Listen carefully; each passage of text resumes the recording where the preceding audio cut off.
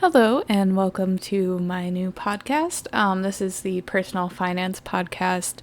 I'm hoping to post weekly, and obviously, what I'm going to be talking about is personal finance. There's so many different areas and topics I could talk about.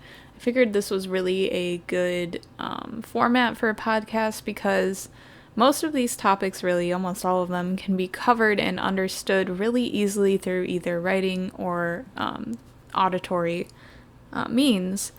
But I looked online and I really didn't see a whole lot of personal finance podcasts, at least not a whole lot that were free.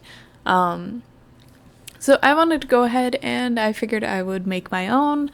I have been involved in personal finance for quite a few years now.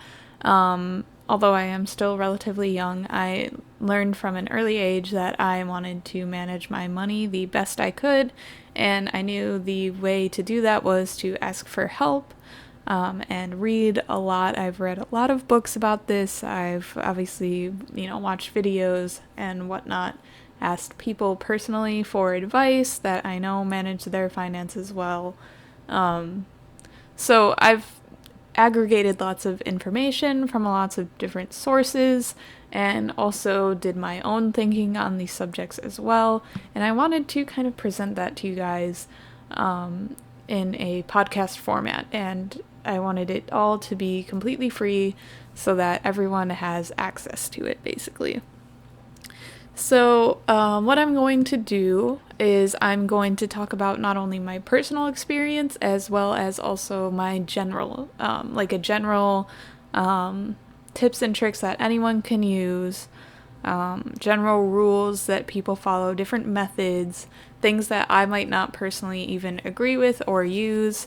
I wanted to give you guys all that information so you can make your own choices, because there are, let's say, certain topics that I'm more interested in or less interested in, and certain things that are more applicable to me and less applicable to me. However, they may fit your situation and be important in your situation more. So I'm going to try and cover everything I can, everything that I have a decent knowledge of, everything I feel qualified to teach or talk about, basically. I figured for the first podcast it would be a good idea to sort of give a background on myself and talk about my own personal experience and how I came to become interested in this stuff, the personal strategies that I use, kind of where I am in my financial journey right now. And if you guys really aren't interested in that, then of course feel free to skip this episode. In later episodes, I will probably be taking a more general approach to the topics. However, for this first episode, like I said, I wanted to give you some background on myself. I think that it might be helpful for some people to kind of have an idea of what timeline I've taken, where I am now, because realistically speaking, I'm quite behind a lot of other people in terms of finances. Just again due to my age. But I have a plan and I want to talk about it and share it, and I hope that you guys learn something from this and can take something from it. So let's just go ahead and begin. So I'll talk about the first time when I very first started managing my own finances was probably in when I was around 16 is when I started getting my very first own job.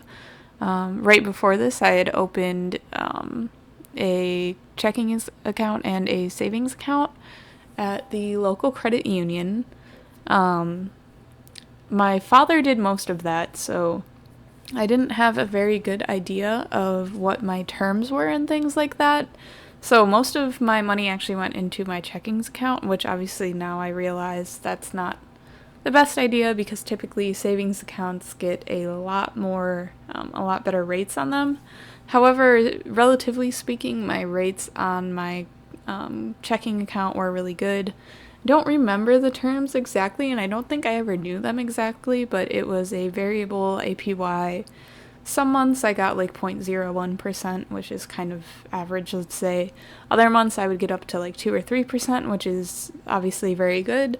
So it was variable, and I didn't quite know the terms on how to get those higher rates. So it was just kind of pretty much random to me. So yes, 16, I started my own first job. I started working minimum wage, and I mostly worked maybe like 10 to 15, maybe 20 hours a week max. It was not a lot of work at all. I was still in high school, and I was doing decently well in my classes, so I wanted to upkeep that, obviously. I still wanted to have a social life, and basically all this job was just me wanting to have a little bit of extra cash, sick of asking my parents, can you give me money to go hang out or go to the movies or what have you. I just kind of wanted to have my own money on the side. I thought that it would be a good idea, just because, obviously I have my own entertainment stuff that I want to do myself. And my parents didn't like to give me money for that kind of stuff. They would usually give me something, but it was quite, it made me feel really guilty the way that they would do it. So I decided I'll just get my job myself now that I'm old enough to work and I don't have to worry about all of that. So I started working. Again, like I said, it really wasn't that much money. Although since obviously I'm living with my parents, I did save quite a bit for my age, I would say. I maybe had like $2,000 to $3,000 in my savings by the end of high school, so that's not too bad.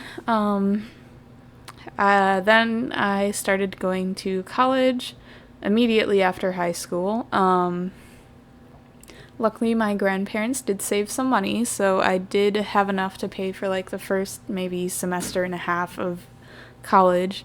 I don't want to say I made a mistake, but I did go to a really, really, really highly ranked university. I went on one of the, not the main campus, but a separate campus, so that did reduce the cost quite a bit, but it was still pretty expensive compared to like community college or something like that.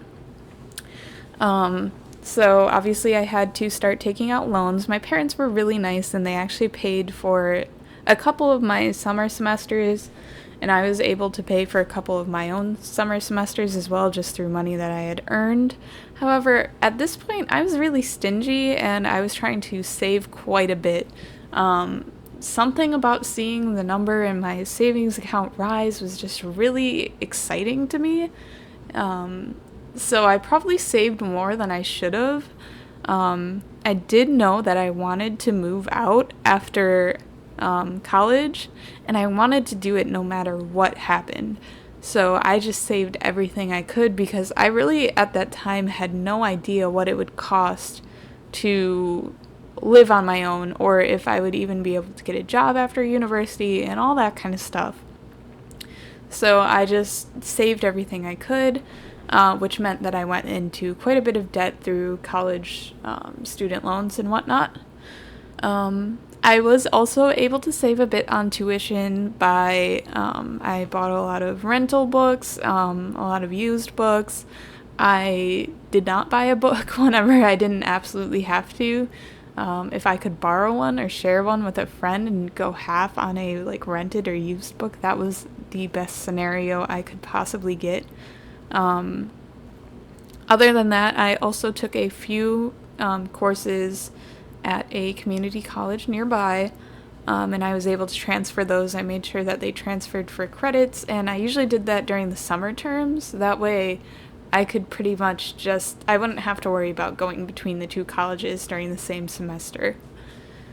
Other than that, I really didn't spend a whole lot on entertainment as much anymore.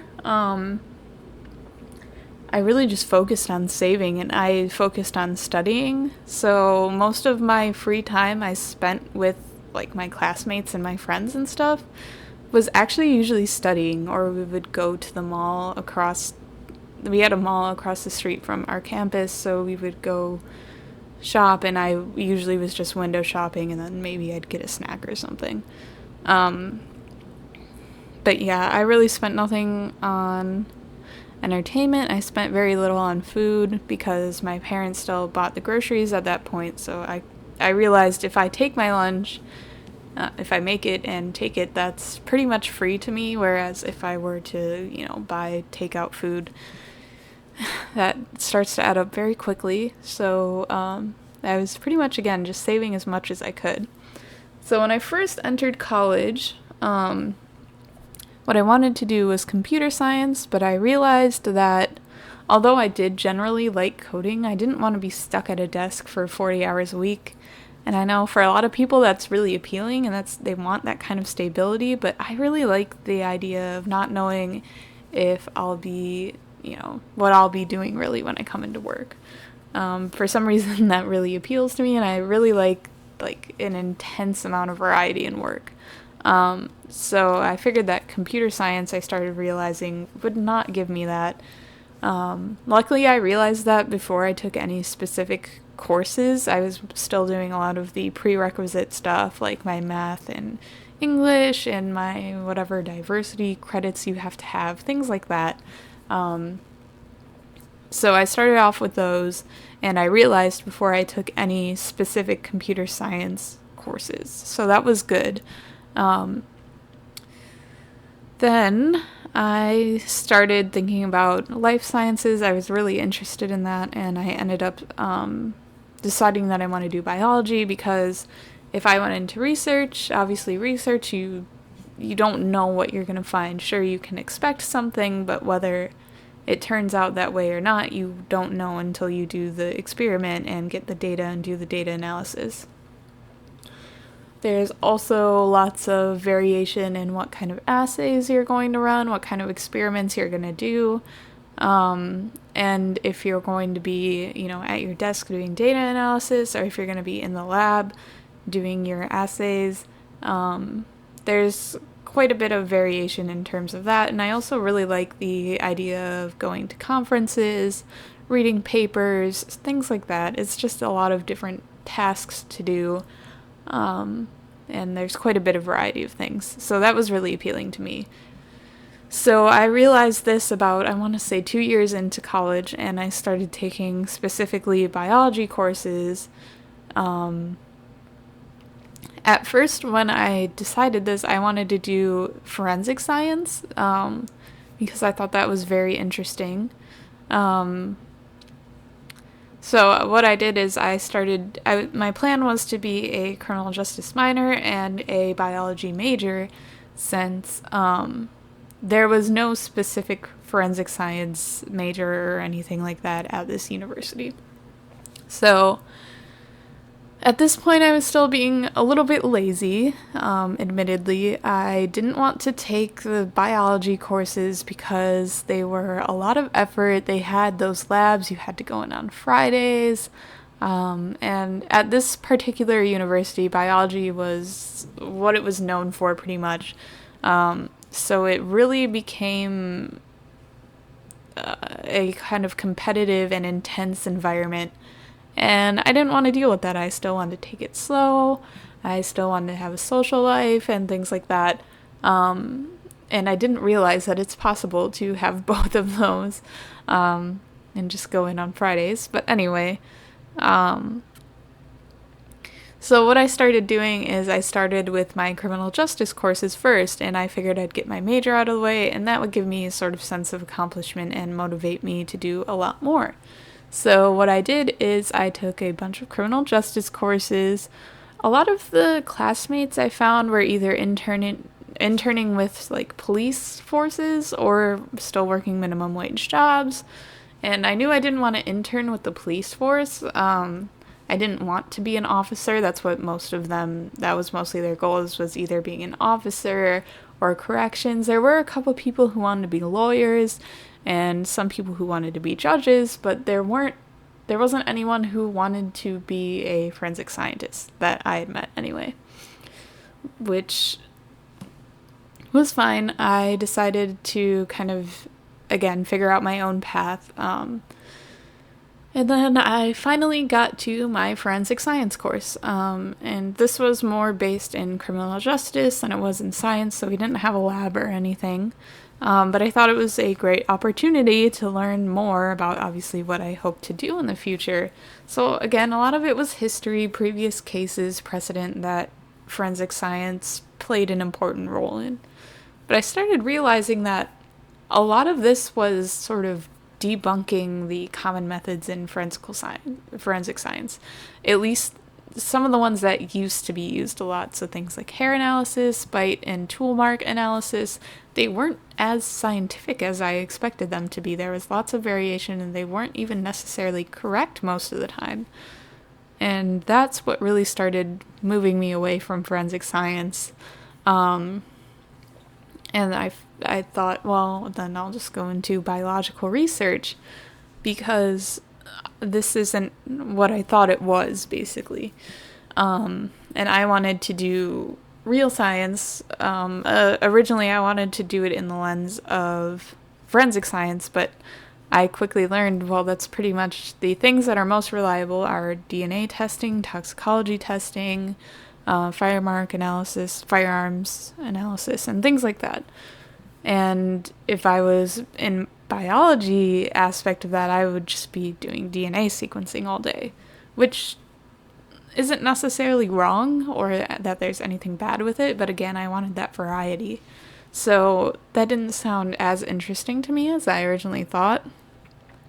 I considered for a while, did I want to do autopsies? Did I want to do the more grim side of it?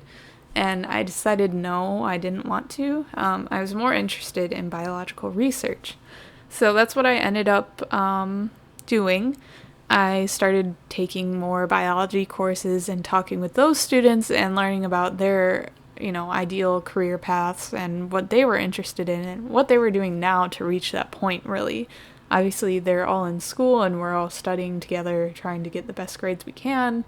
Some of them were in these extracurricular clubs. There wasn't one that appealed to me, and often they conflicted with my courses. Either that or they were super late at night, and I lived 30 minutes from campus, so I didn't want to take all my courses, drive home, and then drive back. Or I didn't want to take all my courses and sit at school for several hours and then, just to go to this meeting. So I ended up not doing any of those, but one thing I did replicate is a lot of them had been doing research projects with the professors there, and a lot of them also had either internships or jobs that were, more related to biology, something that wasn't just retail or minimum wage. And this is when I started realizing, oh, well, why am I still working at a minimum wage job? And I don't know why I hadn't thought of it before. It was really odd to me. I don't know why I didn't think that I could do something else. I just thought, this is what I'm doing now, and until I get to my degree, that's when I'm going to look for a new job. But I was completely wrong about that. There was nothing stopping me from finding a new job. Now I had some work experience, and now I had some experience in school as well. So I looked for jobs, and I want to say mid-spring or so. At first I was kind of interested in getting a summer internship, but I realized a lot of those don't leave you a whole lot of time for classes. They expect you to work full-time. And now that I was being less lazy, I was also taking more summer courses. So I didn't really have that opportunity. But what I did find was a job at the hospital in the lab, which was great because I was sick of doing all the customer service stuff. I didn't want to deal with the general public and have that be the main part of my job. In the lab, it's just, the other coworkers and a lot of blood and urine samples and computers and all the assay machines and things like that.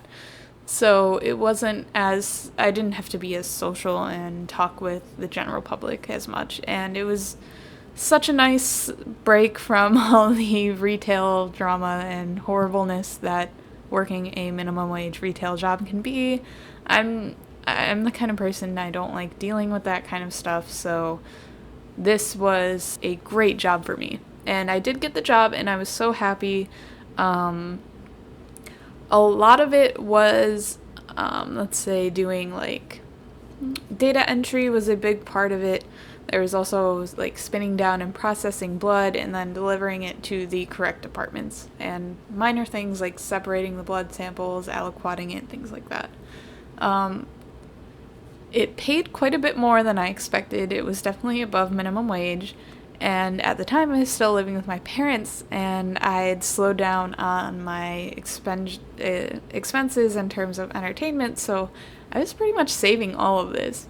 And I knew that I wanted to move out after I graduated from college, and I thought that this was a great opportunity. I could save all this money, and then obviously there's some uncertainty as to whether you'll get a different job out of college. And at this point, I really still didn't know how much it costs to live on your own. So I was just saving everything I could. I became almost obsessed with it. Just seeing that number in my savings account increase was just so exciting to me. Again, so I just kept saving as much as I possibly could. I worked a lot more. I worked 20 hours a week at least on most weeks, especially when I was off for a break or something. I started working close to full-time or even full-time some weeks. So I was saving quite a bit of money while I was doing this and still living with my parents, who took care of most of my expenses, which was, again, really nice and of them. I'm very grateful for that. So, I keep moving through this, through college. I talk with my academic advisor, and he asked me what kind of experience do you have to get the career that you want? And I've told him, well, now I work at this hospital. Obviously, I'll have my degree. And he was like, well, why don't you do a research project with one of your professors? And I said, sure. Well, I don't have a whole lot of time, but that's a great idea. And I did. I made time for it. And I'm very happy that I did.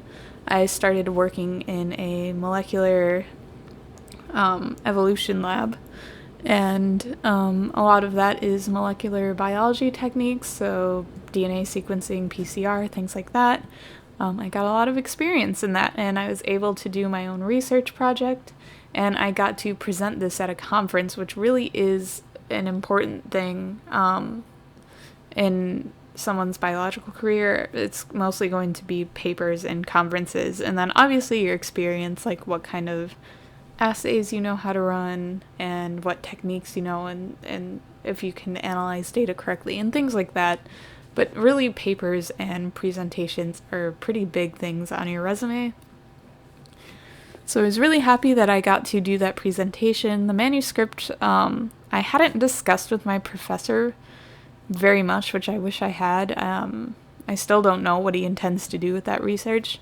But by now I don't need it as much, let's say. So I did that conference, and then eventually I was able to convince him to hire me as a tech, basically. So I would work on my research project, and I got paid for that, and I would also do things like help maintain the lab, clean up, help sterilize pipette tips, things like that. Really basic stuff. I worked 10 hours a week there, and I was working 20 to 30 hours a week at the hospital. So the rate I was working at for the lab was a lot less, I mean. So at university, I didn't get paid nearly as much as I did at the hospital, but that was a great second job for me. And quite honestly, he was very clear about, as long as my responsibilities are done, he doesn't care if I'm there for the 10 hours a week that I'm supposed to be. So a lot of the time I went in maybe, 6 to 8 hours a week. And I was able to get my work done in that amount of time. He also let me work whenever I wanted, which really is anyone's sort of dream. I mostly worked whenever I got out of classes, and I still had to wait a couple hours before my shift started at the hospital. I would work then. Sometimes I would come back at night and finish up an assay if it was something that I couldn't leave overnight. It was really easy to find time like between courses, right before courses, where I could start something and then come back to it. And these essays sometimes take a couple hours, sometimes 4 or 5 hours. So I would start something, go to a couple classes, and then come back. And that was great for me. So that's what I did a lot. At this point in probably my senior year of college, I also started to take on a lot of side jobs. I did tutoring, dog walking, lawn care, computer repair stuff, like just about anything that I could have someone pay me for, I did it. I really loved to see that savings account number go up, so I was just finding time no matter what to just work extra and make a little bit extra money. And again, I wasn't spending that much since I was living with my parents, so that number went up very quickly. After a while, I graduated with my bachelor's in biology and a minor in criminal justice, and I moved to a different state.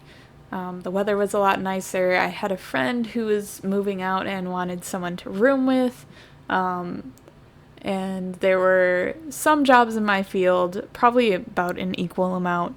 So I figured I'd have a good shot. And just like any other young person, I wanted to just be independent and kind of get away from my family and do my own thing for like the first time in my life.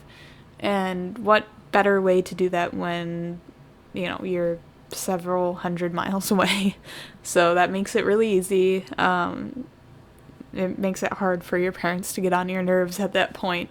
So I did exactly that. I moved several hundred miles away. My parents helped me move. We rented, a van, or a truck, I should say, and we took it, partially across the country. And I took just all my stuff that I could possibly fit, and moved into this super small, like 700 square foot apartment, which I guess isn't that small, but with another person who it starts to kind of seem a lot smaller.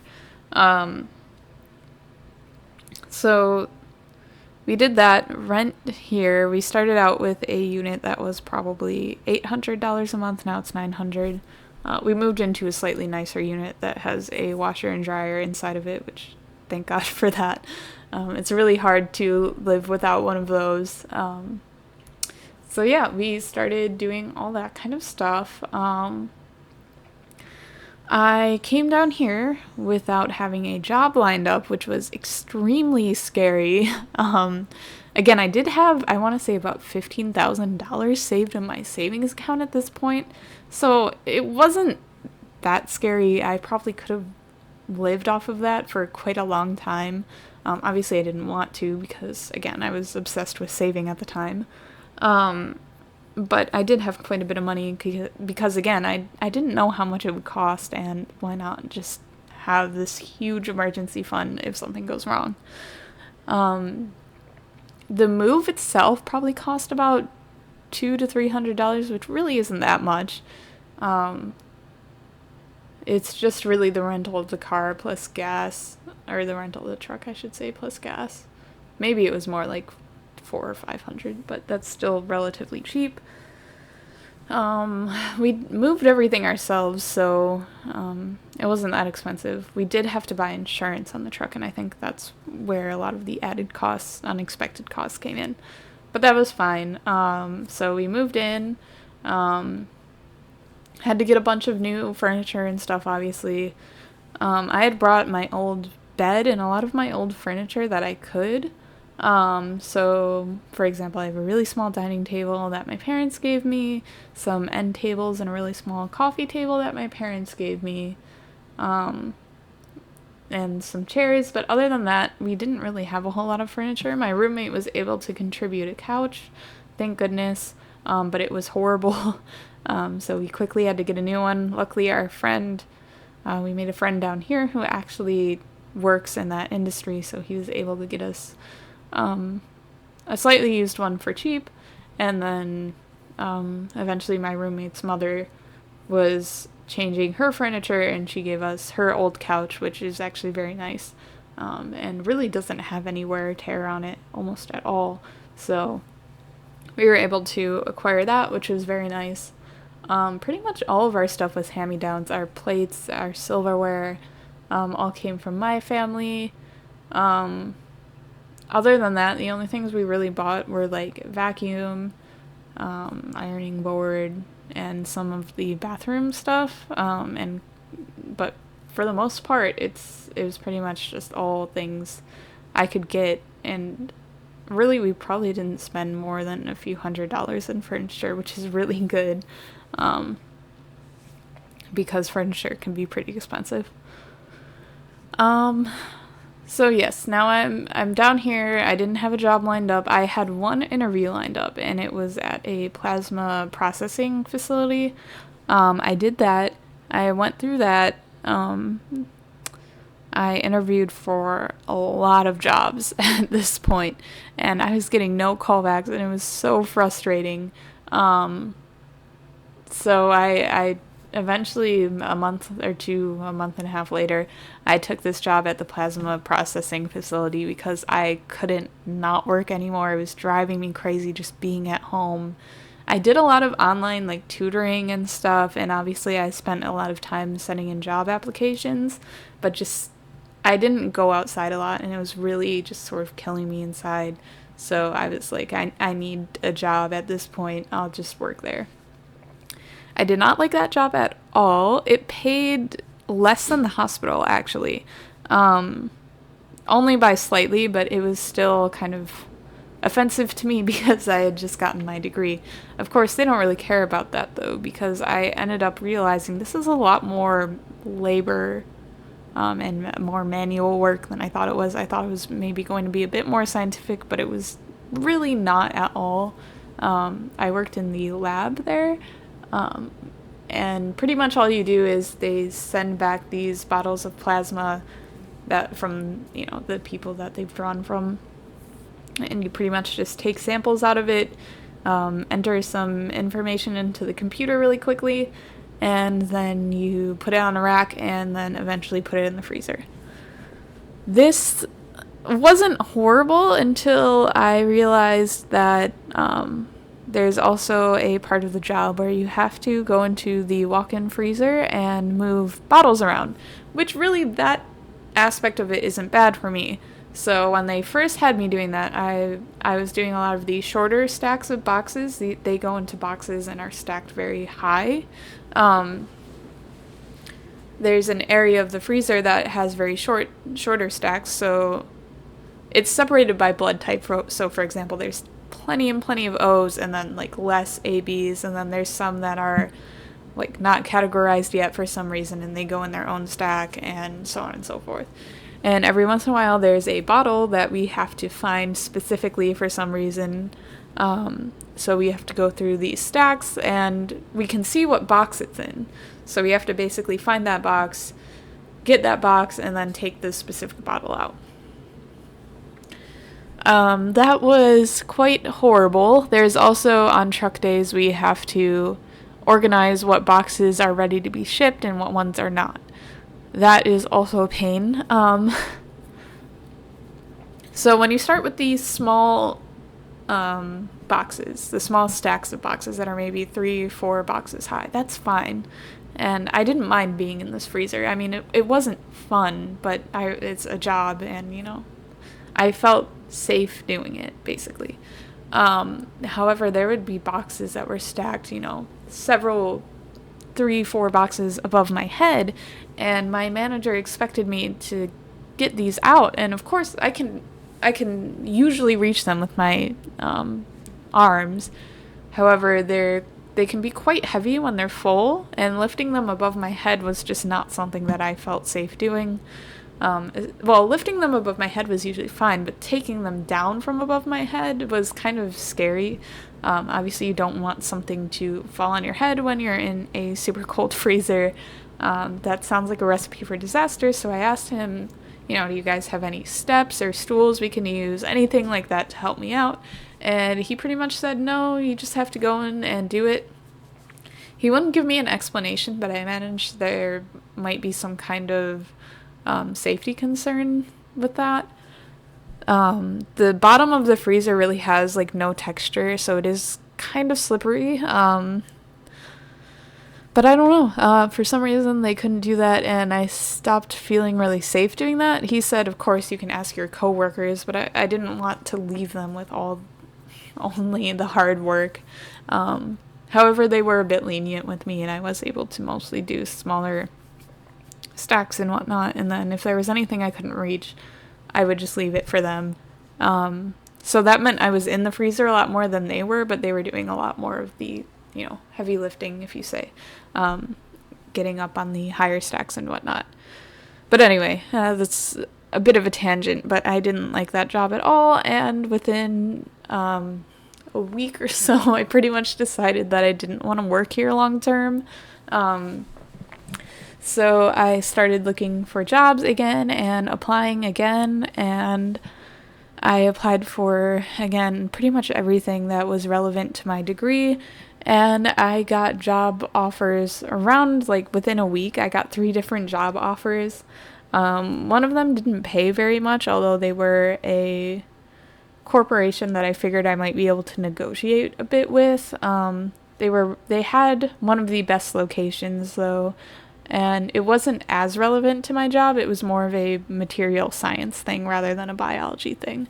But I would still be working in a lab, and the company seemed really nice and kind of close-knit, and it was really a nice environment. And it didn't seem like I would have that much work, really, so it's like I could probably go there and slack off, but I wasn't as interested in that, so I rejected that once I got my other offers. One of them was from a bigger biological company. The job I had gotten was not the job that I wanted. I wanted a research job, but they put me in a production job. It involved me making a lot of their biological products.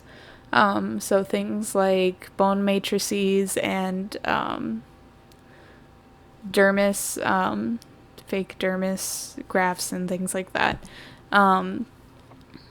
And it was a lot more manual. They openly admitted that. It was not exactly very scientific, although you did have to know all the safety aspects you would in a lab and more because you're working with human tissue. So that was kind of, they paid really well, and the location was okay, so I was considering that one. And then my other job I had gotten offered was a job at a university where I would be a research tech, basically, a lab manager, and I could, do research there and work directly under a PI, and that's kind of what I was most interested in. I wanted to do research. Didn't pay as well as the other company. It was probably about a $5,000 difference, which kind of is a lot, but it didn't justify it for me. The other schedule, I forgot to mention this. So this schedule was a 9 to 5 regular Monday through Friday. The other schedule was a 12-hour shift thing, and I didn't really want to do that. The university was the furthest, but I figured, I love the responsibilities of this. The pay isn't horrible, although it's not the best. I tried to negotiate. They wouldn't give me any more. But I decided, whatever, okay, I'll do that. That's really what I'm most interested in, and it's most like what I want my, career to be like in the future. I want a similar job. So I went ahead and I took that job. And upon taking that job, I used all of my savings that I had, plus the money I earned from my new job, to pay off all of my student loans. And I was able to do that right as I accepted. The same day I accepted that new job, I just paid them all off, and I still had a couple thousand left for an emergency fund. And that was probably one of the best days of my life. I was so sick of having that debt. I finally got rid of it, and I was so happy. So then I moved on to actually working at that university and doing that job. it took me a while to kind of get up to speed. It was my first job that was really like that, very technical and scientific. But yeah, I started learning. I learned so much in this, and I'm so thankful for that. Um, so I worked there for quite a while. I'm still working there. I should clarify that. Um, my PI actually urged me to pursue a PhD. At first, I wanted to do a master's, but I would have to pay for that, and I'm obviously not very into that idea. Um, she also told me that a PhD will really be better in the long run for than a master's would. Um, I'd get the same thing out of a PhD with the experience I have as I would with a master's plus a couple years of experience to make up for the time doing the PhD. However, a PhD, you're pretty much never going to be considered underqualified for anything as long as it's in the same area, so I figured, okay, I'll do that, and I'll also have that funding, and it'll make things really easy on me. So I applied, and I'm actually going to be doing interviews next week, so hopefully those go well. I was originally going to do my PhD with her, but I realized that I actually do miss my family. I don't want to live several hundred miles from them. Closer's okay. I'm probably actually going to move back in with them. They have offered that, and again, great way to save money. And as a PhD, I will be taking a pay cut. So it'll be really nice to actually have a bit more support, and I can still save quite a bit because right now my goal is to save for first a new car, not a new car, but a new used car, if that makes sense. And then also I want to save for a house down payment or a condo down payment or something like that. So I'm saving a lot of money there. One thing I did forget to mention, around the time I graduated college, I started getting into the stock market. So I have saved probably around 300 in my account at that time. Again, I'm mostly just playing with it. I brought that up to about 1,000 right now. Again, I'm just sort of playing around and trying to find out what works. I was actually able to get an 11% increase over the past year, which isn't bad. It's not super amazing or anything, but it is good. Certainly can't complain about an 11% increase. So yeah, I'm still working on that as well, and I'll talk more about that in another episode. When I started at the university, they also automatically contribute 11% of your salary in retirement. So I have a retirement account that is starting to be funded, and you don't have to put anything into it. The university automatically puts 11% of your salary into it. I'm trying to think of how to word this. It's not taken out of your salary, it's in addition to your salary. So you get that money plus your salary, basically, but that money can only go into retirement. So I have that in there. I made it 20%, almost 20% increase over the last year in my retirement account, which is ridiculous. But I love it. It's great. I chose my own stocks and investments in that, or well, I guess they're mutual funds, and index funds and things like that. But it's doing really well, so I'm really happy with that, obviously. The market in general has been doing well, though.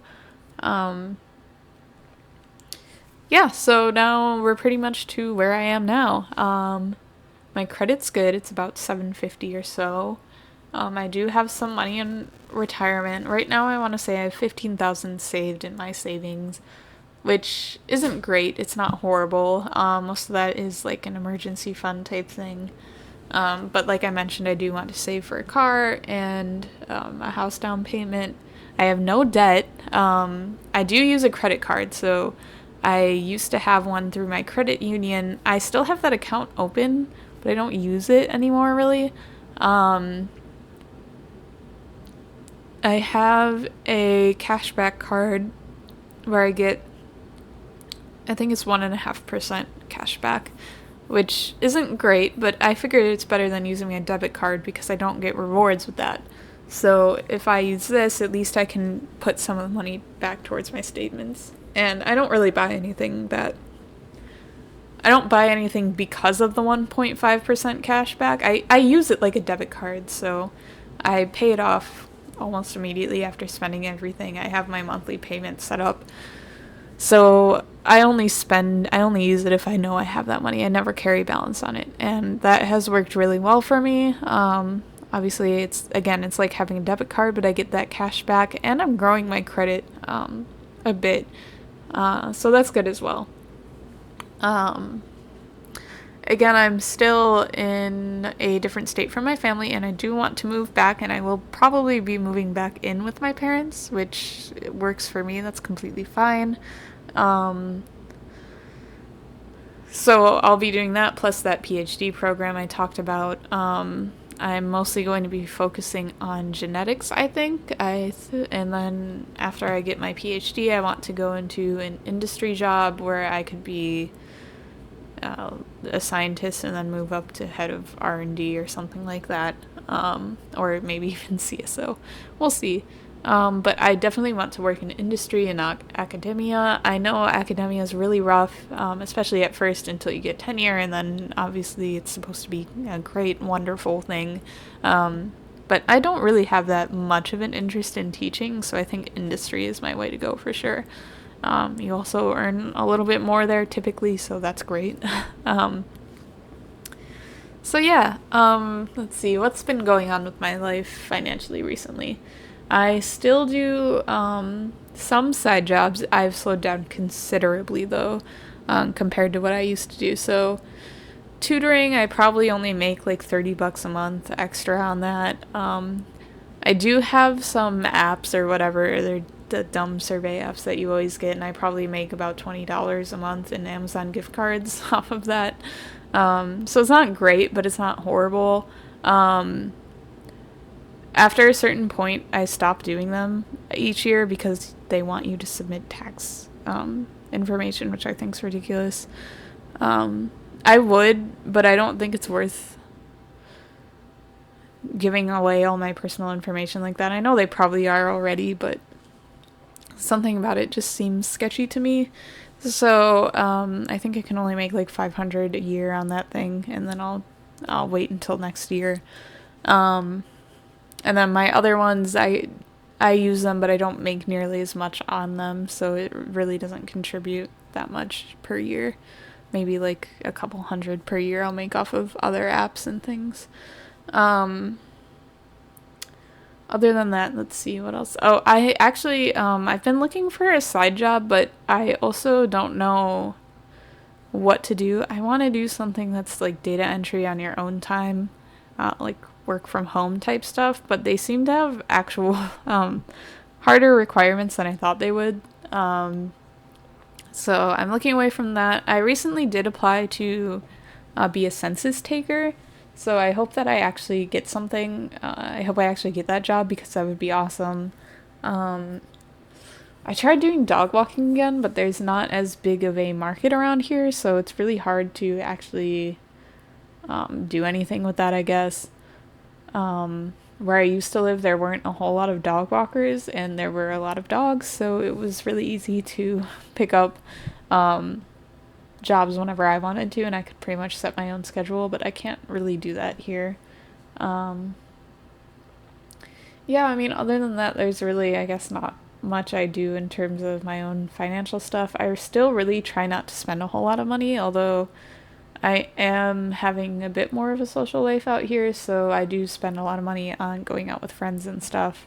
To me, it's worth it, and I can afford it, especially knowing that I'll probably be moving back in with my parents soon. I won't be making as much, but I'll be saving a lot more. The cost of living will be a lot less. I do plan to pay for expenses I previously didn't pay for when I lived with them, so things like my phone and my car insurance and stuff like that, obviously, but for the most part they'll be taking care of most of my expenses, so that's really nice. So yeah, that's pretty much where I am right now. I talked a bit about my future as well. Again, I want to do the PhD and eventually go into industry and stuff like that. So I think don't have a next episode necessarily all planned out. Maybe I'll talk a bit more about side jobs, but I'm not quite sure yet. But I hope you guys enjoyed the podcast. Like I said, I'm still really new to this, so I'm figuring out what length is best and what kind of upload schedule is best for you guys. So if you have any suggestions about that, feel free to leave them in the comments. I'm also maybe not quite sure if you like all the tangents that I go on or if this audio quality is good enough for you guys again. So just let me know, leave it in the comments, and I will address that. So thank you so much for watching, and I'll see you next time.